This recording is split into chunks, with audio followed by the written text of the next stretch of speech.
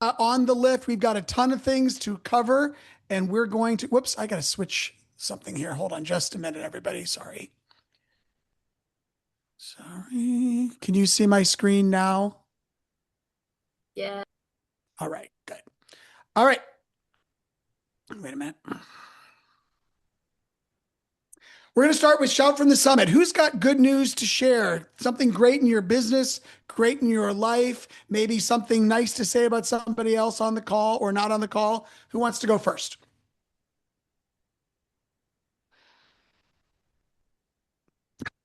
Chance, how you doing? Who wants to go first? Jeff, did you take yourself off mute? I did, yeah. I just want to give a big shout out to Savannah. We just got back a week ago from 3 weeks of vacation. I had a fantastic time and did not worry about the business one bit. We were able to do the work we needed to do, and she kept things afloat while we were going. So having a great That is admin awesome. is a huge piece of the business. Thanks, Savannah. Somebody once said to me, Jeff, that um, you can either have a job or you can have a business. And the way you know that you've moved from job to business is you can sit on the beach if you have a business, but you can't do that if you have a job. So kudos to you and kudos to Savannah. By the way, I see Savannah everywhere. Every time I turn on YouTube, she's being interviewed by somebody else about leverage and being young and successful. So that's pretty exciting. Who else has something great to share? I do. First, Go ahead, Leslie. I want to give a shout out to Ryan Richards, who you're going to hear from in just a little bit. Ryan is a very calming influence, number one. Number two, he is a phenomenal real estate. And number three, he's a really good team leader who cares. Just if you guys ever need anything, lean on Ryan. Not all the way, but just a little bit because he's got a lot of really, really great information to share. And then personally, and I don't know how I'm going to deal with life here. My daughter just earned a roster spot on Team Colorado, which is Tier 1 AAA hockey. And it is really exciting and terrifying all at the same time. She's worked really hard and I'm really proud of her. That's incredible and such great news. And watching you as a hockey mom, I'm used to soccer moms, and but I think hockey moms are an entirely different breed. So good job, mom. Yeah, we are. We're lunatics. So just so you know. Hey, In the speaking best of way. Leslie, happy birthday, Leslie. Thank you. Happy birthday. Happy birthday. We're not singing, but happy birthday. All right. We've got some announcements I'd like to share. Monthly team meeting next week, 10 a.m. Zoom, Frisco, Edwards. We've got an accountability group happening. It's on the calendar. You can find it. I'm not going to go into details on it. Productivity coaching with Katie is every Tuesday. Contracts with Rod every Wednesday. And we've got a number of other announcements that I'd like to share. Whoops. One is this. In an effort to reduce email noise, and I think you all know what I mean by email noise. Like if your inbox looks like my inbox. I was in Puerto Rico for a day, for a few days, and one day I just put my phone down and I didn't open it. And when I picked it up in the evening, I had 400 emails, and it's ridiculous. So in an effort to reduce email noise, we're rolling out a new communication. We're calling it Basecamp. It's going to arrive in your inbox on Fridays around 9 a.m. And it's got all the stuff in it. So we want to create a cadence where if you're looking for that thing that we talked about, or that tool that we described, or that vendor whose phone number you can't remember, you'll start checking your emails on Fridays at 9 for Basecamp. More details coming soon about that. In there, though, you're going to see that we've created a link tree for you. And if you're not familiar with the concept of link tree, it's just one mobile friendly place where you can find all the things. And if you read some of our emails, sometimes I look at them and I think, gosh, we've got so many clicks, So instead of having tons of clicks, we're going to give you a reminder to download our link tree, and everything's in there. So this link tree has recordings of trainings that we've done. It has calendars that you might want access to. It has contact information for leadership. It has tools and all sorts of things on it. And it's one set of links. You can put it on your home screen on your cell phone. You can even share it. If you want to, if you want it to be texted to you, just reach out to me or to Ryan or Leslie, and we'll do so. May is Cares Month. And Cares Month is a special focused month for KW Cares. As you all know, KW Cares is our company-wide employee hardship fund.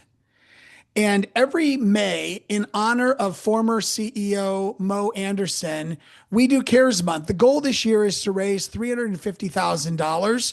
The way we're going to do it is every market center is running a campaign, and each market center's goal is to raise $890 because Mo Anderson later this month is going to celebrate her 89th birthday.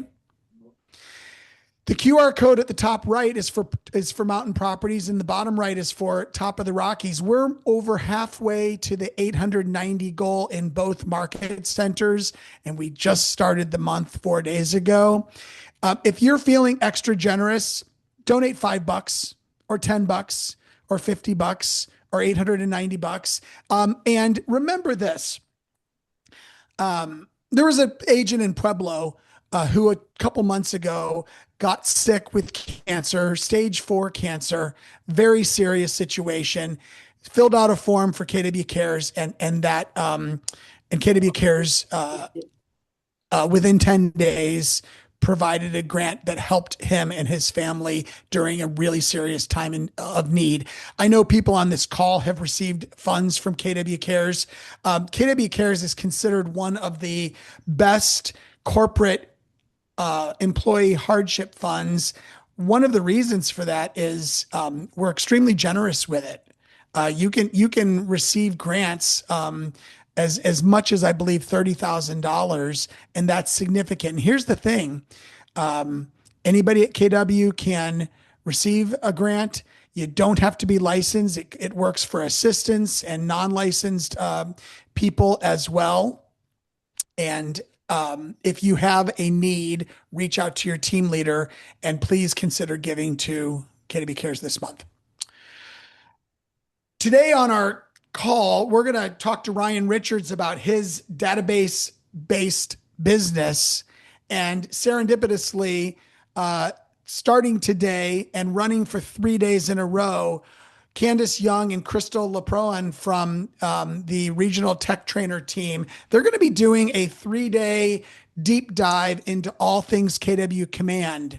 And I want to encourage you, especially if you have a predisposition to believing that KW Command can't run your business, I want you to consider jumping on 3 90-minute sessions. They will be recorded. Learn the basics of Command, how to use it, how the integration with Canva works, how your app and your website work, all of the things KW Command. It is actually quite a powerful tool, and that starts today at noon. Did I get that time right? That starts today at 11, 11 Mountain Time. We've got other KW Command, we've got other tech training on the calendar. Don't miss it. I'm running a weekly series called the Mile High Market Brief. It's every Monday at 12 noon. If you want to know what's going on in the industry, what's going on in local real estate, join me, milehighmarketbrief.com, Mondays at noon. I'm doing this with Charles, our regional tech trainer. Hey, we've got Red Day next week on Thursday. Top of the Rockies, we're going to be meeting at Dillon City Market 3 to 5:30, Village Market for Mountain Properties. We're going to be doing a food drive and collecting food for people in need in the Central Rockies. Couple regional things. There's an AI class on June 11th in Denver, 9 to 3. And then in our own neck of the woods, we're doing an AI workshop with Lauren Lucas, and she's going to be talking about two strategies. And it's not going to be just a presentation, it's going to be a workshop. We're going to do things together. We're going to talk about AI lead gen and AI for efficiency and automation. You will get a pre-work worksheet to make sure that you have all the correct apps on your phone and on your computer. This will be a working 3-hour meeting. All are invited. It's at the Altitude Board of Realtors in Silverthorne. That is June 12th. KW Luxury is doing the June in-person speaker series in Aspen. I'm attending. If you want more information about that, shoot me a text or an email, and I'd love to talk to you about that. Hope you can make it. Okay, some recognition. Vail top producers, Adam Blees, 2.7 million. Great job, Adam. Will, 975,000. Great job, Will. Daniela, 675. Great job, Daniela. First Summit, top producers. Oops. We made a mistake with Desiree's photo. Number 3 was Desiree at 1.4 million, Tony almost 2 million, and Dan Derman 4.6 million. Great job, top producers. And we have some Summit top producers as well. The Thompson Group was in our third spot at 3.5. The Skinner team at 3.9 took number 2, and June's team closed a whopping 7 million and change in the month of April. So check the mutes for me. All right. Today we're interviewing Ryan Richards, and most of you know Ryan. He's our team leader in Vail. Some of you probably don't know that he is also an agent active in the business. Ryan, can you start off by giving us your background, how long you've been in real estate, what you did before real estate, and go from there? Yeah, great question, Russ. And I hope that we just all of us learn today from each other in this conversation, and let's dive in. So I started out, Russ, in real estate sales in January of 2022. And it was a divine appointment on how I even got into this business to begin with. And it's a long conversation beyond the scope of the time we have today. But needless to say, I came into the business. And before that, I had spent 20 years as a fitness professional, and I had built a personal training brand for 20 years. And then in 2015, when my personal training business was at its peak, my wife at the time, Nancy, and I decided to open up Vail's first and only hostel. We own a 48-bed hostel in Minturn. And the reason behind that is because I recognized that in order to succeed in life, we have to use leverage. And we talk a lot about this in real estate. And selling my time by the hour as a fitness trainer was not an efficient way to utilize my time to build the life that I wanted. So when we created the bunkhouse, it was a way to create a business that could make money without us constantly nurturing and being in the business every day. And that really interested me when I came into selling real estate, because it's the same model. We can utilize people that we know in our sphere of influence to help service them with real estate. And in the same way that how a hotel works or a restaurant works, we can use leverage to build an exceptional business. And then coming into real estate in January of 2022, and I've closed, I haven't really kept track of it, but probably close to $50 million. And since then, November of 2024, so coming up on 2 years, I've been the team leader here at Mountain Properties. So when you and I were prepping for today, we were talking about, we had kind of a conversation around different strategies of lead gen and the fact that great agents figure out what lead gen strategy works for them, and then they go dig deep on that or dive deep on that strategy, and they work it for everything that it's got. And you shared with me that your um, main lead gen strategy is a database. That's right. Not only is it a database, but it's really, to take it just one step back, it's really sphere of influence. And it actually Mhm. amazes me when I look at the transactions I've been able to successfully get to the closing table. They haven't cost me much money. Like when Gary Keller talks about cost of sales, and correct me if I'm wrong, but generally he talks about, I believe it's 40%. It's around there. My business doesn't near My business cost me maybe 10% of sales. And the reason that Right. is because um I'm very thoughtful and very strategic about where I spend my time and how I Mhm. nurture those clients. And it all comes from my database. I don't, I don't have a very big social media presence. I'm um I'm not hosting open houses. I'm not Mhm. knocking on people's doors. I merely have a system through command where I make certain that I keep track of who I'm having conversations with, and I make sure that those conversations count. And all of this, for the agents here today, this is really important.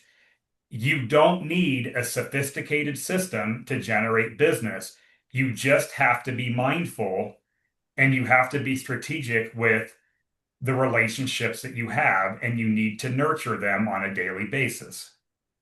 Yeah. So, Ryan, you made a distinction between database and SOI, sphere of influence. Some people use those words interchangeably. I think what you mean when you say sphere of influence is that the database to you is not just names collected in some sort of tech tool, but it's actually people who you know and they know you, and you've got um like they're relatively close to you as opposed to just a collection of names and email addresses. That's right. Yeah. And with that being said, Russ, despite those people being close to me, I do use a system in a monthly smart plan through command to stay Yeah. in touch with them. But that's not the only way I stay in touch with them.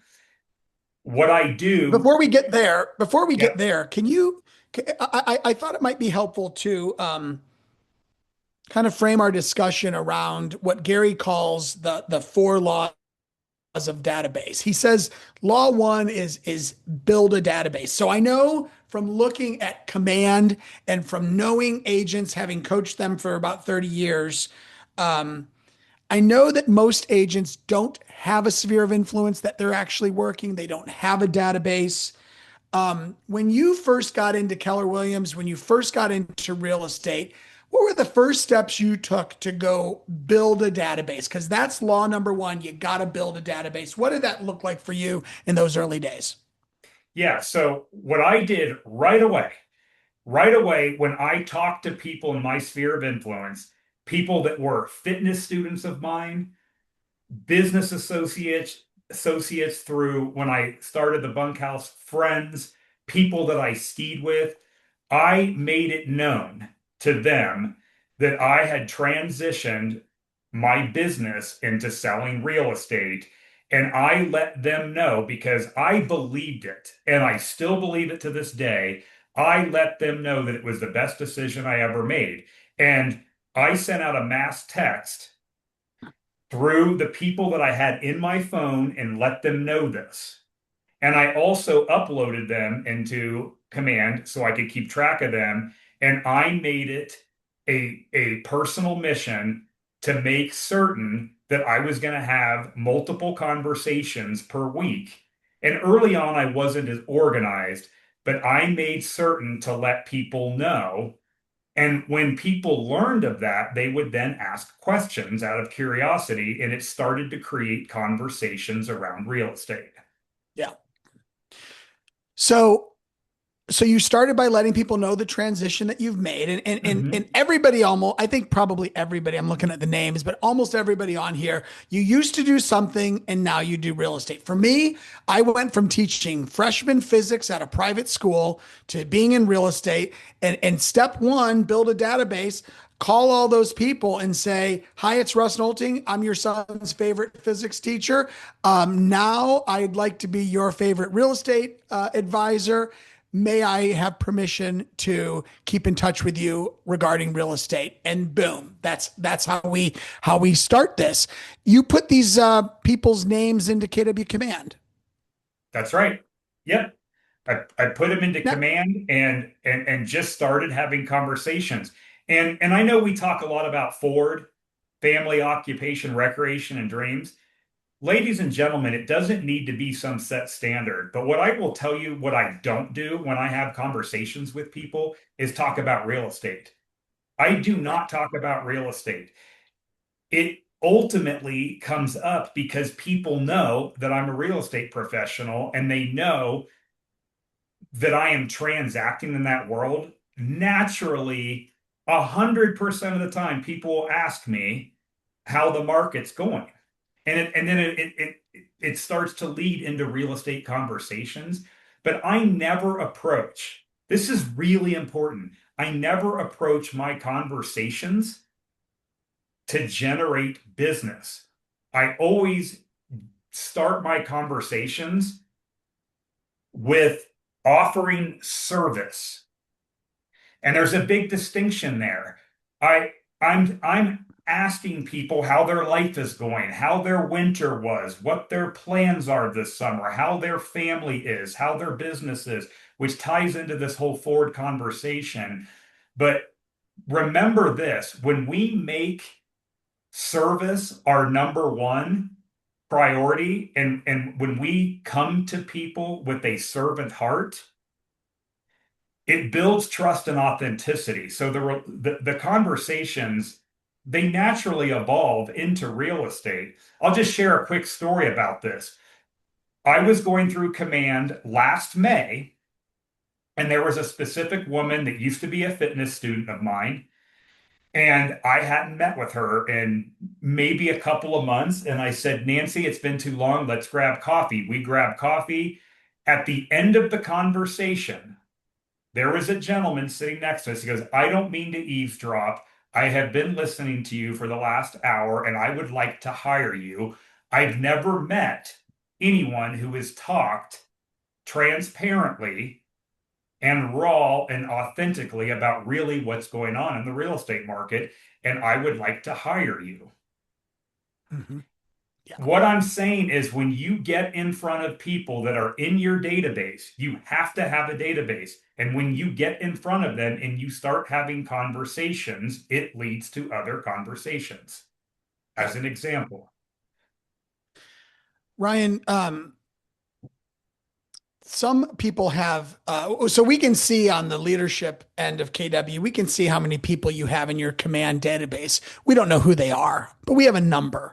And I know that there are people on this call that have 7,000 people in their database. And I don't know who, but I just know from looking at the numbers. There are healthy databases and there are less healthy databases. Ryan, your health score, I think, is 85%, and you Mhm. got about 600 people in there. What does it mean that you have a healthy database? Like, what types of information do you have about your people? Yeah. It's funny. Travis Cox and I were talking about this yesterday, and he's somebody else, he's someone that I've learned so much about real estate business from. I think Travis is one of the smarter people I've ever met. And he's also really, like, his business is built on his database. And Travis is always there to help. Call Travis if you ever need something. He's a great resource. And we were talking about this very thing with the health score. The average agent in KW with their command health score, it's around 52%. I spend about an hour a day going through command and updating it. And how you get a healthy score is, especially in our mountain communities, because and I don't know about Summit County, but I'm assuming it's similar. Most primary addresses, 90% of our primary addresses in the mountain community, they don't receive mail. They have a mailing address and they have a primary physical address. Right. So I make certain in my database, I have four things. I have, of course, their name, but their phone number, their email contact, their primary address, and their mailing address. And the reason that's so important, Russ, is because what I have in that database is everyone is tagged based on the neighborhood that they live in. And Command will pull up based on their primary address the neighborhood and then pull data from the MLS in that specific neighborhood.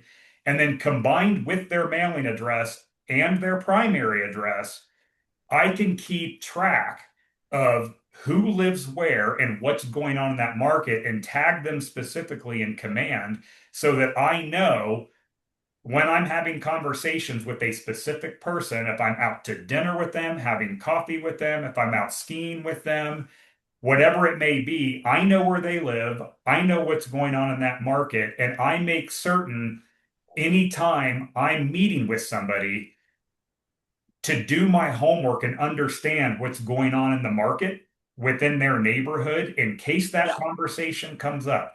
So, at minimum, you want to have their primary address, mailing address, email, and phone number in your database, and that will get your health score up. So law one of the database is build one, put it in Command, or use a different tool if you want to pay extra. Um, and everybody goes in there. Law two is feed it daily. And when Gary Keller says feed your database daily, what he means for feed it is not communicate with it. He means you're adding names to it constantly. And to Ryan's point just a moment ago, you're making sure that the data is accurate. So, Ryan, when it comes to feeding, how are you actively adding names daily? Like, what are you doing to grow the size of the database? Okay. So years ago, I worked for the Ritz-Carlton. I was a fitness trainer there for years, among other things. And one of the things that I learned working for such a prestigious brand, one of the best companies in the world, absolutely phenomenal. And I learned a lot working at the Ritz-Carlton. And one of the things that they taught us there is to have this mindset of mystique. And what that really means is it's a mysterious way to serve people and give them hospitality without letting them know that you're giving them hospitality. So one of the strategies that I use, I've been here for 23 years in Eagle County, and there are people that I've lost touch with, but there are people that I had good relationships with. One of the ways that I feed my database, Russ, is I'll use tools like CPR through our MLS. Some of the MLSs have Remind, but I don't know if all MLSs have these tools. But you can go into Remind, or I believe it's CPR now. The bail board just changed companies, and you can create an octagon around a specific neighborhood. For example, we can go into Singletree and pull 900 property records and export them Mhm. into a CSV file. And what Yeah, I'll do an hour a day is I'll pick neighborhoods and I'll upload a file and I'm like, you know what? I used to work with them at the Ritz-Carlton, or I used to coach their kids in ski racing, and it'll have their mailing address, their physical address. Sometimes it'll have an email or phone number, and if it doesn't, I'll just use Forewarn or White Pages and find their contact information, and now I have it. And because I know who they are and what they value in life because they're people that I know, I can start dripping on them without having to call them or reach out to them and say, hey, by the way, can I have your mailing address? right, Right? right. Got it. So you're actively feeding the address daily. Some people, Ryan, they don't have 23 years of time in their location. They don't have multiple previous jobs where they were interacting with people. Like, what do you say to the person who says, I just don't know enough people and I'm not meeting enough people? Like, what do they do? Yeah. What you do, very, very, and remember this, we talk a lot about this, and this is a big part of our culture is the 80-20, right? 80% of our success comes from 20% of our results.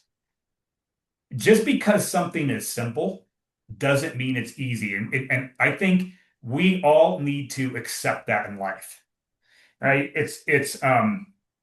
So what you need to be doing, as simple as it is, you've got to meet people. You have to find your tribe. Yeah. And a lot of the people that I have met, that I have developed really deep, meaningful relationships with, have come through my passion for skiing and fitness. And so whatever it is your thing, or motor racing's a big part of my life. That was how I got into the real estate business to begin with. I met a guy, Mark Wingirter, who owns Ronan Real Estate Professionals, a brokerage in Grand Junction. I met him at a car race. He was racing his car. And he's like, you should be a realtor. And he tried to recruit me to move to Grand Junction. That's what got me into the business, by making connections through common passions, hobbies, and things that make us tick. So if you haven't lived in Summit County for 23 years, or Vail, and lived here for a multiple number of years, and you need to add people to your database, you have to get involved. What is the thing that really, really makes you tick? Is it church? Is it serving other people? Is it snowshoeing, skiing, biking? There are Right. so many different ways to make connections, but you have to get into the community, and you have to start making authentic relationships with people, and recognizing that this is a long marathon. This isn't a sprint. It's nurturing relationships. For example, um, I've always been into self-growth and personal development, and I went years ago in the fall of 21, I had joined this men's group. And within 8 weeks, one of the men in the group, like, hey, we need to have coffee. We need to talk about some deeper things in life. And we became friends because he learned as an adult to become a skier, and he wanted to be like, his goal in life was to be an expert skier. And somebody had told him, I can hire you to coach me. And I'm like, you can't hire me, but I'm happy to go ski with you. Yeah. A year later, Russ, he's like, hey, I want to sell my home and I'd like to hire you. And that one relationship turned into 6 transactions in Yeah. 2023, and turned into 3 transactions in 2025. And right now is turning into 2 transactions in June, from one relationship, ladies and gentlemen, one relationship, from just getting involved in a group. So it's really important to find your tribe by leaning into your hobbies and passions. Yeah. The reality is this is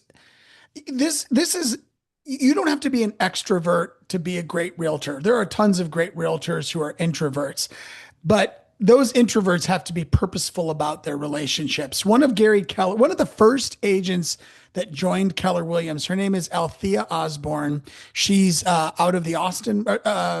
She lives in Dallas now, but she's one of the first people that joined us. Althea is in her 90s, I think, or very late 80s. She is still active in real estate. I saw her about a month ago at a meeting in Austin. Her entire business is based on 15 people. And the thing about the 15 people is, on average, the 15 people refer her 5 pieces of business a year.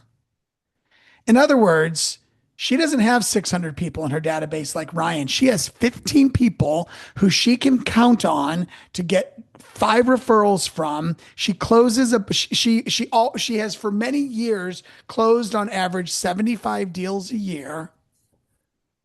with 15 strong relationships. So there's lots of ways to do this. Um, Law one of the database was have one. Law two of the database is feed it daily, meaning add people to it. Law three of the database, Ryan, is systematically communicate with the database. How are you doing that? Yeah. So, and I got this from Scott Maloof a couple of years ago, I think. This idea of 51st dates. And I was already doing something like that, but I make it a priority, even with recruitment, with trying to grow our market center, is to be every Sunday afternoon before the week starts, I plan my week and I look at my database and I go through and I say, who do I need to have coffee with this week? Who do I need to have lunch with this week? Who do I need to have dinner with this week? I make it a regular habit to meet with 3 people a week that are past clients, potential future clients, people that I'm nurturing, buyers that I currently have that I'm working with, people who are under contract, or people that I need to deepen my relationship with. And here's the thing, you don't have to spend a lot of money. You don't have to have big resources to do this. I try to do a dinner every Thursday night, but I get it, it can be expensive. Yep. Have coffee or lunch. It's not expensive to go buy somebody a cup of coffee. It doesn't have to be this big thing, but you need to make sure that you're getting in front of people. And I'm going to tell you this, like we all have innate gifts. We all have superpowers. And one of the superpowers that I've learned to harness over the years, two things that have really, really, really been the keys to my success is to have confidence in yourself. You got to believe in yourself. You have to believe that you belong here. None of us are unique. None of us have, like, we all put our pants on one leg at a time. People that are high net worth luxury buyers and sellers are no different than we're all in this together. And you have to believe that you belong there. And people want to work with real estate agents who are confident in themselves and their abilities. So that's number one. You've got to be confident and you've got to have good listening skills. One of the best ways to influence people is to ask them good questions and to listen to them. We have 2 ears and 1 mouth, and we should be disproportionately listening more than we talk, and we need to be paying attention to what they're saying. Most people are never heard. And when they feel heard, they feel valued. And when people feel valued, there is a trust that is built. And so this is really, really important when you sit down with people, especially in our markets where we have these higher price points, you have to believe in yourself, your ability, and you have to have the ability to listen with deep intention. Yeah. You just said something really sharp there. You said most people are um, never heard. Most So people if you are never. so if you can be the person that hears them, you create a connection, and that's really good for business. I love that.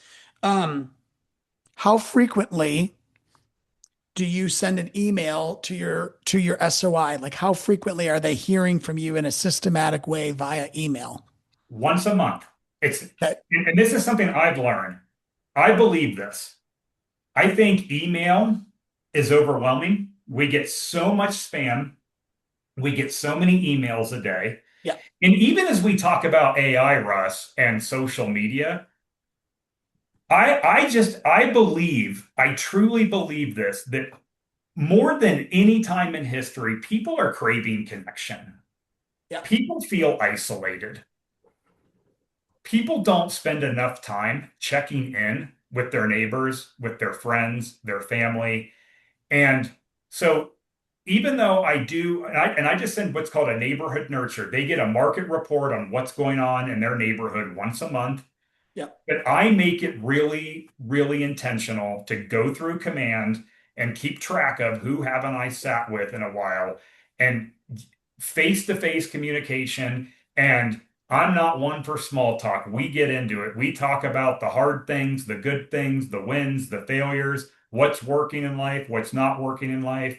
And again, just to reiterate it, there's I never go into these conversations expecting to talk about real estate, because I truly am more concerned about what's going on in their life, and they're Yeah. concerned about what's going on in my life. And ultimately, real estate conversations come up. So email campaigns are good, but I think we're going to see a pivot and a shift back to, I think James Shaw even said it. Like, I think mail's coming back, handwritten cards I send out. I mean, here's one that I just wrote this morning. Like, every day I write a handwritten card. I write 5 or 10 of these a day. I mail them to people. Yeah. Real authentic communications coming back. Yeah. Um, the last law of the database, is build a database, feed it daily, systematically communicate it with it. And the last law is service the leads that come your way. When someone raises their hand, and we've only got a couple minutes left, when somebody raises their hand about real estate, what's the process look like from that moment? Yeah. Depends what they're buyer or seller. But again, going back to communication and superpowers, it's, we got a lot of the Phil Jones in the last few years, and I think a few of us kind of got sick of them. But like, exactly Yeah. what to say, if you guys haven't read this book, um,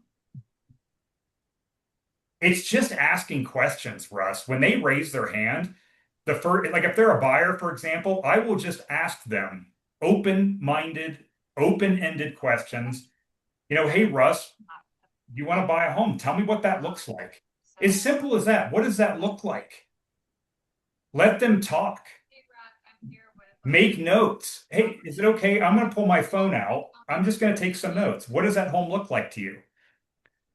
Here's something else that's important. When somebody starts telling you what their home looks like, this is really important in the luxury market. I never ask a buyer ever what their price point is, because they're sophisticated enough and they know what's going on. If they say, you know what, it's got to be a single family home and it's ski in and ski out, they've got the money. I don't need to ask them what their budget is. Right. Ask questions, and you want to understand the scope of what they're looking for by asking good questions. And then my follow-up with them is merely finding exactly what they told me, because I listened to them, I connected with them, and being detail oriented to find them what they're looking at. And I make sure that I communicate with them on a weekly basis, give them updates, and get them to the closing table. Yeah. Ryan, for those listening today, who would like to re-engage or better engage their database, what's one quick tip that they should focus on right now? So simple. You have got to pick up the phone. Guys, you have to pick up the phone. And especially, I know that we have this self-limiting belief sometimes that we feel like we're bothering people. Yeah. The reality is, we are never bothering people when we're coming from a place of service. Yeah. When we come to them because we have genuine care and comfort for them, like we want to like really, really pour into their lives and understand who they are and what's going on with them, I'm telling you, you're going to win. You have to make it about them, because it's never about us. It's never about the payday. It's never about what we can get out of this. It's what they are gaining from us serving them. You have to pick up your phone, and even text is fine, but you have got to pick up your phone. It's the most important thing. It's so important. Keller Williams does a survey somewhat frequently of communication methods from our top agents. And folks, if you think about this, we're a company of about 140,000 people. And, and I hate to share these numbers, but when you have a mass of agents that is that large, a good 60% of them aren't selling anything, right? Like we all know this to be true. We see it in our own markets. The law of 80/20 is very alive and real. But when you take those 40% that do sell something, only 3% of them, of the people that sell, are calling their clients at least quarterly. Only 3% of the people actually in production are calling their clients at least quarterly. Like if you want to stand out, to Ryan's point, pick up your telephone and have a real authentic conversation with your people. It'll change the game. It'll change your income. It'll change everything. Ryan, thanks for sharing today. Yeah. Hey, next week we've got Richard Schulman, top agent from Beverly Hills, California. He is not specifically a luxury agent. So don't let the Beverly Hills thing trigger you. He sells a ton of houses in the LA area. Brandy Lobker from Longboat Key, Sarasota, Venice, California, Florida. She's going to be talking on the 19th. She is a luxury agent. She is going to be talking about luxury, and she's going to be talking about how she's built an amazing business. See you next week. Hope you got something out of today. Thanks, Ryan. And thank you all for being here. Thanks, Ryan.